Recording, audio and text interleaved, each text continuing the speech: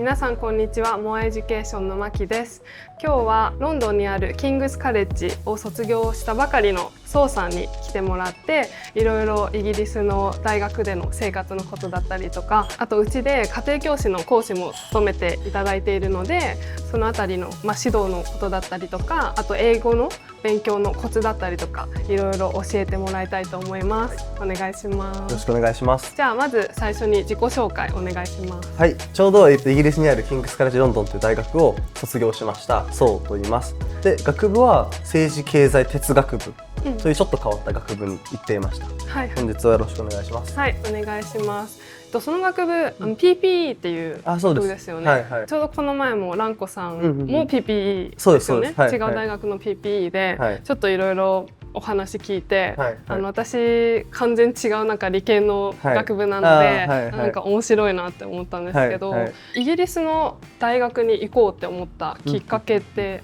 なんかありますか？なんかもともと結構その PP っていうものが興味があったのがでかくて、そもそもアメリカとイギリスで回ってたんですけど、まず大きな理由が2つあって、自分自身高校生の時から結構やりたいことが定まっていた、哲学と政治に興味があったっていうのがあって、それで調べた時にやっぱりイギリスって最初から学部で3年間ぎっしりある程度方向性を定めて、学んでいくことができるってことと、あと2つ目はそのレベル感で見た時にやっぱりイギリスってちょっと日本に近いところもあって、同じ海洋国家でこう、同じような政治システムっていうのがあって、例えば人口減少であったり高齢化であったりみたいなのが結構重なるところあるなって思って、そういういろんな面からイギリスにしました。そうなんですね。ちゃんとその国の背景まで調べていったんですね。最初 PPE に興味持ったのは、日本の高校でそういう教科を勉強されてたっていうのはあるんですか？いや、全くそんなことなくて、結構日本の普通の高校に行っていたの、いわゆる地上校に行っていたので、哲学とかそういう学びっていうのはあんまりなくて、でもそういうのに自分で興味があってサーチした時にイギリスの学部を、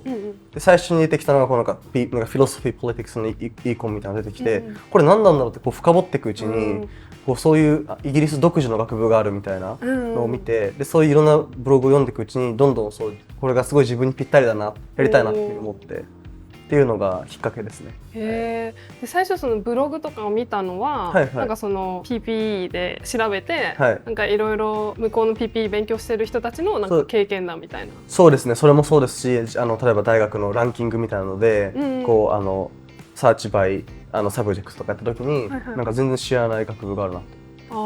確かに日本では高校の時点ではそこまでなんかそうですね、専攻というか専門に分かれて勉強することはないから、あんまりイメージつかめないと思うんですけど、最初日本の一条校行かれてたってことなんですけど、もう完全に全部授業は日本語で行う普通の高校みたいな。そうですね、ちょっと特殊で、ほとんどそうなんですけど、なんかうちはドイツ系のあれでドイツの授業とかもあったりしたんですけど、でも基本的には日本語で、受験も本当に1年学年で数人ぐらいしか海外大っていうのはいなくて、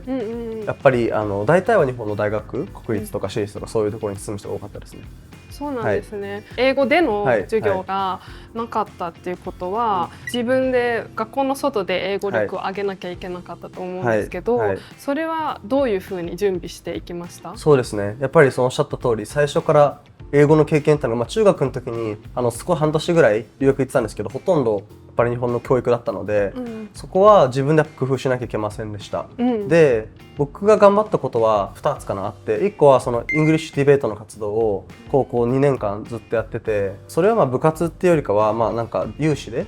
活動したんですけど、それとあとはジェットプログラムの先生に授業外に教えてもらったりして、その2つのことで自分なりに英語は頑張ってました。そのディベートのは学校の中にあるクラブみたいな。それを作ったって感じですね。そうなんです。学校内でメンバー同士でディベートをするんですか？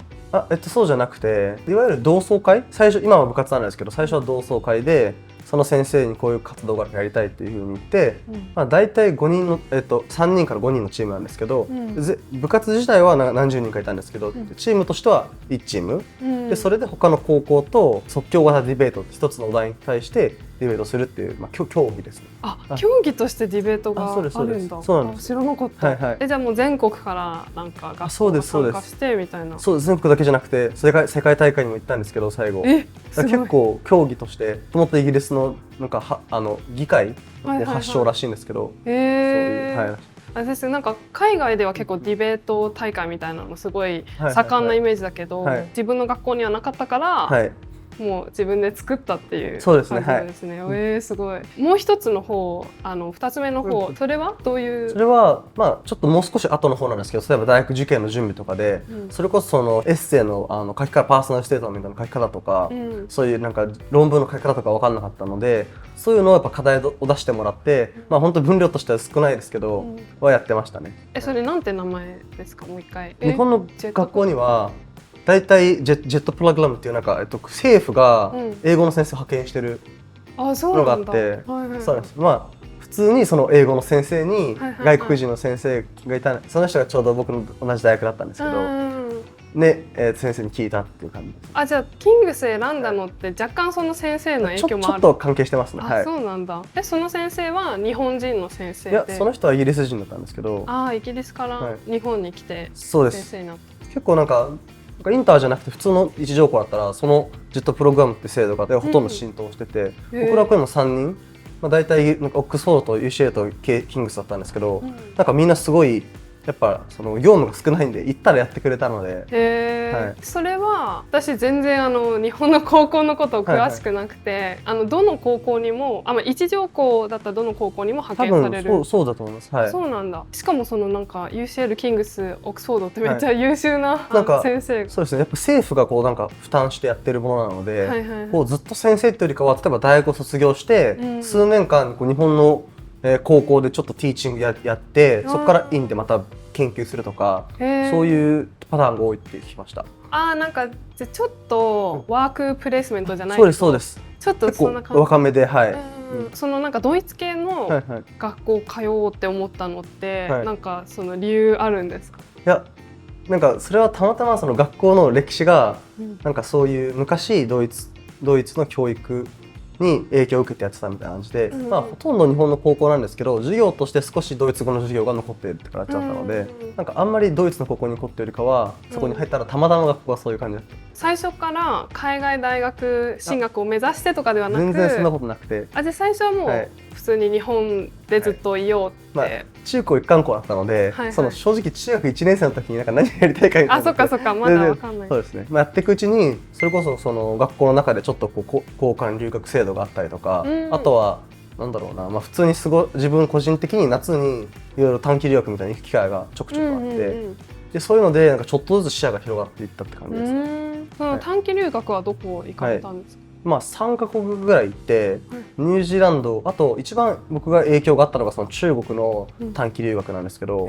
そこで初めてその海外の大学生とか触れ合う機会があって、それに行った時に留学いいなって思いがありました。それは、どれくらいのなんかサマーキャンプみたいな？そうです。だからそう期間としてはそのニュージーランドと比べたら少なかったんですけど、高校1年生の時かな、になんかどっちかというとサミットみたいな、留学っていうよりかはサミットプログラムみたいなので、日本、中国、あとは、香港、あとはイギリスの4カ国の人が集まっていろんなことを話す気があったんですけど、やっぱりこれまで受験勉強というか、ルートが一つしかなかったんですけど、こう本当にいろんな国の人がいろんな選択、すぐ働くって人もいたし、いろんな国の人もいるし、逆になんかギャップイヤーって言って1年取るみたいな、なんかいろんな選択肢を見た時に、なんかそれがきっかけで自分って本当にやりたいことなんだろうっていうふうに考えるきっかけになりましたね。そうですね。まずその一回外に出てみると、結構いろんな国の人がいて当たり前みたいな環境だから、なんか日本ってなかなかそれがなくて、でなんか日本の大学ランキングもあんまり上がらないのってその国際線のところが欠けてるからとか、そういう理由があると思うんですけど、そうだからなんか海外の大学行ったら、留学生いろんな国から当たり前のように来てるじゃないですか。だからなんかそういう交流でやっぱり視野もおっしゃったように広がるし、あとはさっきおっしゃってたギャップイヤーとかもイギリスでは結構当たり前じゃないですか。でも日本ってやっぱり当たり前のように高校卒業してそのまま大学受験してで就職するみたいなのが当たり前だけど、もっとやっぱりもうちょっと若い段階で自分と向き合うみたいな感じのことをするのが、なんか後ろめたい気持ちを持たなくてもそれができるっていうのは結構なんかいいなって思って、だからそういういろんな選択肢に触れられた機会があったのはすごい良かったなって思いますね。そのサミットも学校のなんかプログラムなんですか？そうですね。僕の高校が主体ではなかったんですけど、その高校生が確か経団連か政府か忘れちゃったんですけど、香港の団体とこう協力してやるっていう感じだった。でそれも自分でなんかやりたいなって思って調べて、たまたまポスターが高校に貼ってあって、すごいなんかすごい活動的ですね。なんかいろんなのに参加して。本当ですね。なんかきっかけはたまたまそうですけどね。それ以外になんか高校で部活とかなんか活動みたいなのってされてたんですか？してました。でもその本当に一般的なことしかしてなくて、部活はラグビー部だった。中高6年間ラグビー部だったんですけど、本当にその部活とでその暇な時にそういう留学と夏休み、ちょっとお休みの時に行ったりみたいな感じで、あとはそのディベートか、だからラグビー部とディベートは部活じゃなかったんですけど、その活動っていう2つかな、を中心に高校生活をやってました。素晴らしい。てかなんかその喋りすごい上手いなって初めてお話しした時が思ってたんですけど、多分なんかそういうのがあるんだなって。なんか適度に緊張してるわけじゃない。でもなんかすごいなんか私より大人っぽい。そのディベートも英語で行うと思うんですけど、そのディベートできるまでのなんか英語力上げるのはどうやって勉強したんですか？いや全然英語はある程度喋るその留学行ってたのもあって、ある程度その日常会話とかできたんですけど、そのやっぱなんかディベートっていうのは案に対して立論をして反駁をしてまとめるっていうその3つのプロセスが必要なんですね。それを練習全然したことがなくて、やっぱ日本って全然その討論とかあんましない、授業でもしないじゃないですか。そもそもなんかそれが日本語でなのに、だから、2年半ぐらいかなやってたんですけど、最初の半年とかはなんか1回も勝てなくて、その大会に出てもその都の大会に出ても、それはすごい最初は大変でしたね。参加していくうちにスキルが上がって、どんどん上達していったみたいな。そうですね。結構練習はしたと思います。それで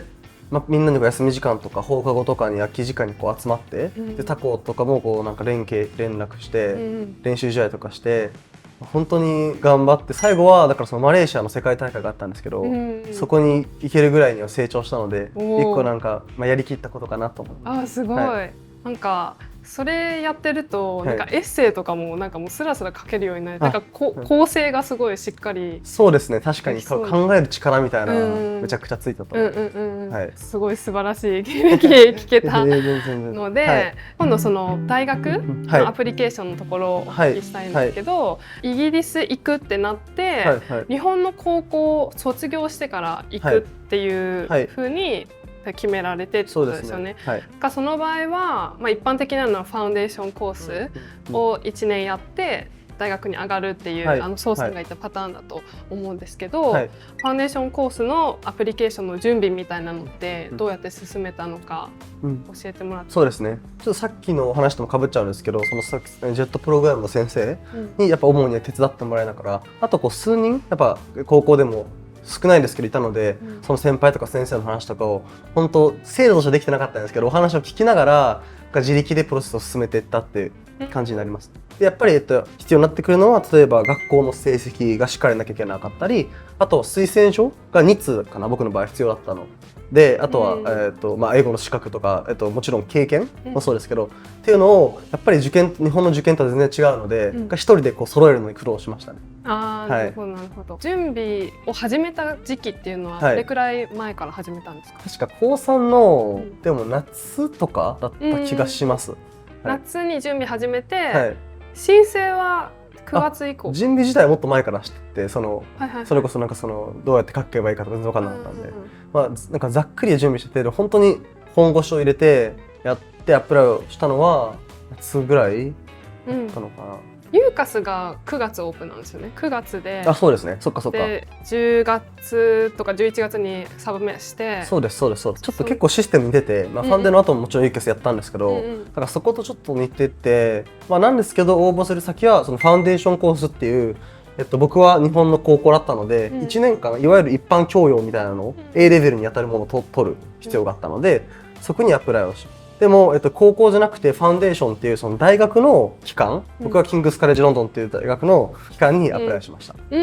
アプライしたのはそこだけそうですですか？そうです、キングスだけです。じゃあもうキングスしか入りたくないっていうか、そこにもそうですね、キングスにすごい興味があって、うんうんあとは日本の大学にもちょっと受験したんですけど、はいでも、いわゆるターゲットの学校は KC だったので、そこの付属のファウンデーションコースに、アプライしました。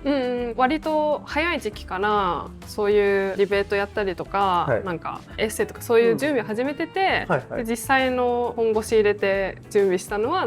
高3の夏。そうですね、高3の夏ですね。はいでそれで冬にオファーみたいなのが来る。オファーって成績の条件って出る感じですか？そうですね、確か日本の評定は5あると思うんですけど、評定が 4.1 以上だった気がします。その日本の学校の最終評定を見てということですか？そうですそうです。それは3月頃に出るんですか？そうですね、はい。出たので、オファー満たしてればそのまま入学。そうです。いわゆるコンディショナルオファーっていうのがあって、そうですね。で学校の成績が出てからっていう感じで。で3月に卒業されて、はいはい。ファンデーションコースは9月からそうですですよね。9月からです。その間は特に学校もなくっていう感じで。ちょうどその時期は2020年入学だったんで、コロナウイルスがすごい大変で。一番始まりの時。いやもう結構だから今見てくださってる方と違ってバタバタで、それで行ったんですけど、急にイギリスがロックダウンになってしまって、でも寮にいたのでどこにも出れなんかそこ閉じ込められるみたいな状況が半年間もっと短いかぐらい続いて、だから日本にも帰ってこなくて、日本もでも警戒宣言みたいなのが出てて、ほとんどいろいろ行けない状況で、こうでちょっと日本に帰ってくる期間とかもあったり、数ヶ月だけ帰ってくる期間もあったりして、結構だから正直1年目は大変、コロナで大変でしたね。学校ってよりかは。はい。でも結構今思ってみたらすごいそれも楽しくて、やっぱその最初ってすごい友達できるか不安だったんですけど、なんかたまたまその本当に数ヶ月ぐらい一つの10人ぐらいの部屋だったんですけど、リビングルームシェアで。なんかずっと同じ部屋でその何ヶ月も一緒に過ごして、めちゃくちゃ距離が近くなって、僕だけアジア人だったんですけど、最初はその友達できるかなって不安だったんですけども、結果的に見たら今でも定期的に会ったり連絡するぐらい深い関係になることができたから、ロックダウンがあったからこそだったなって思います。確かに普段だといろんなとこ行ったりね、なんかすると思うんですけど、そういうなんかいいところもあったな。たまたま、そのなんか寮のことについても後で聞きたいんですけど、ファンデーションコース始まってその1年間って PPE のファンデーションコースみたいなのがあるんですか？いや実はそのファンデーション、なんか大体大まかに例えば文系理系みたいに分かれてるんですけど、その学部を正確に決めるのはファンデーション1年やってからなんですね。で例えばそれ、理系だったら医学部とか、科学ケミストリーとか、生物とか、文系だったらなんか法律とかそれこそ PP とかで、ちょっとそこの中で細分化できるって感じなんですよね。PP だったら文系ので、でなんか具体的な科目を勉強するんですか？そうですそうです。具体的にだからいわゆるちょっと A レベルに近いんですけど、あったのはイーコン、ポリティクス、IR、インターナショナル・リレーションズぐらいかな、そうがあってって感じですね。ちょうどなんか間A レベルと大学の勉強の間みたいなね。本当にそうです。はい。A レベルよりはもうちょっと専門的でみたいな。そうですそうです。そういう感じでやって、だからそこの成績も実はその学部を選ぶのにちょっと関係しててなんですよね。ほとんどその何かしでかすとかしない限りはないんですけど、こうプラスの部分で例えば確か A プラス A マイナス B プラス B マイナス評価だったんですけど、そこの成績でいける学部が決まってくるって感じでしたね。その学部ごとに requirements みたいなのがあって、そうです、はい、もしそのもうマックスの成績取ってたらもうどこでもいいみたいな。そうです。ローと PP はその中で一番いい成績が必要だったので、そこで頑張ったって感じですね。でその学部の希望ってどのタイミングで出すんですか？それはもう UCAS と同じタイミングで出して感じなんですよね。じゃあファンデーションコース入って、もうすぐにはいユーカス出すみたいな。そうです。ユーキャスは一応もう出して、でもその実際の成績キングスの評定というか、まあ成績でのもう少しあったので、それが出てから本当の学部が決まるって感じですね。オファーは、はいはい、そのファウンデーションコースではい、どのグレードを取るみたいな。そうです。オファーはまずは確約されて、ファンデに入る時点で確約されてます。最低限の成績を取ることが、本当に最低限の成績を取ることができる。はい、まあいわゆる大学の進級と同じなんですけど、でその上でそのオファーの中でどこの大学の学部に行けるかっていうのがファウンデーションの成績によって決まるっていう感じですね。大学に入ること自体は確約されてて、最後のファンデーションのあれをパスすれば、そうです。ユーカスのパーソナルステートメントも普通の A レベルからユーカスアプライする人と同じように書く、ね。そうですね。やっぱりそのユーキャスってたくさん大学の学部とか大学出すとしても1個しかないじゃないですか。だからそういう中でなるべくどれにも当てはまるようなと言いますか、書くのはやっぱり同じだと思うので、そこちょっと苦労しましたね。一応そのキングス以外の大学にも出せるっちゃ出せるんですけど、でもキングス第1志望、第2志望、第3志望みたいな感じにしたって感じですね。キングスの中で。そうですそうです。だから難しいのか。そのちょっと若干違う。そうですそうです。そうなんですよ。なるほどなるほど。すみません。普通は同じ学部で違う大学だから同じパーソナルステートでいいけど、なるほど。だからかもしれない。まあでもそれとも近いっちゃ近いんですよね。ポリティクス。なるほどなるほど。じゃあそのパーソナルステートメントを書き始めたのっていつぐらいになるんですか？パーソナルステートメントはでも正直そのファンデーションに出願するパーソナルステートメントもほとんど同じものだったので、だからもうほとんどそれと同じでしたね、僕の場合は。をちょっと字数とか若干内容とかちょっとその先生そういうサポートがあったので、それに相談しながらこれからファンデーションで学びとかも踏まえてのとこを追加したりとかでしたね。ファンデーションの中の1週間の授業のスケジュールってどんな感じになる？いやなんか正直そのコロナでもう結構グタグタだったので、なんかこれは言ってアドバイスなんかどうかわからないんですけど、本来なら結構大学のキャンパスに行ってみんなと同じようにその授業を受けるみたいで、もちろんファンデーションの生徒だけですけど、っていうのが毎日あったのかな。でも毎日はなかった。結構朝から晩ってよりかは本当に大学と同じように午前中とか逆に午後だけとかっていう風にあったんですけど、コロナで全部オンラインになってしまって、しかもなんかもう制度結構ぐちゃぐちゃで、主張して答えるみたいなので結構大変でしたね、正直。そっか。大学側もう初めての経験ですよね。そうなんです。結構ぐちゃぐちゃだ。そう本当に。ですよね。キャンパスはどこになるんですか？キャンパスはストランドキングスのメインキャンパス。ホーボンの方？そうですそうです、ホーボンの方です。はい。そっちか。なんかめっちゃ中心ですよね、キングスって。そうですね。はい。すごい羨ましいって思って。いやインペリは若干ちょっと外れてる。若干なんかホーボンの方がなんか高級住宅地の話じゃないですか。確かにね、確かに。でファンデーションコースの生徒も普通のそのキングスの学部生と同じようになんか施設使えたりアクティビティとかも参加できるんですか？そうです。図書館も行けるし、部活も全然行けるしっていう感じでありましたね。でそこファンデーションコース行く人ってまあ基本的には留学生ですよね。そうですね。僕の時だと比率で言うと150から200人ぐらい、もうそれなかったか150人ぐらいかな、いて、比率としては6、7割がヨーロッパ、あとの3割が結構それこそアジアのマレーシア、中国、香港とかが多くて、であと本当に少ない日本人、アメリカ、オセアニアみたいな感じでしたね。なるほど。あと中東とか。なる